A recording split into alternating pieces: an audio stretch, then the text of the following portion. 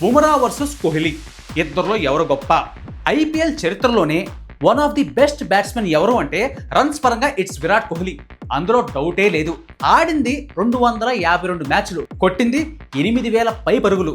మరోపక్క ముంబై ఇండియన్స్ కి ఎప్పటి నుంచో వెన్నెముకగా ఉన్న బౌలర్ బుమ్రా. అవతల బ్యాట్స్మెన్ ఎంత ఫామ్ లో ఉన్నా బుమ్రా దగ్గరికి వచ్చేసరికి కొంచెం గమ్మునవుతాడు. అయితే ఈ ఇద్దరు తలబడినప్పుడు ఎవరిది పై చెయ్యో, ఇప్పుడు వీళ్ళ స్టాట్స్ ఎలా ఉన్నాయో ఒక లుక్ వేద్దాం. బుమ్రా ఐపీఎల్ లో డెబ్యూట్ చేసినప్పటి నుంచి ఇప్పటిదాకా కోహ్లీ, బుమ్రా 16 మ్యాచ్ల్లో తలబడ్డారు. బుమ్రా బౌలింగ్ లో కోహ్లీ 95 బంతులు ఫేస్ చేయగా 140 పరుగులు చేశాడు కింగ్ కోహ్లీ. 5 సార్లు బుమ్రా బౌలింగ్ లో అవుట్ అయ్యాడు. Strike rate 147.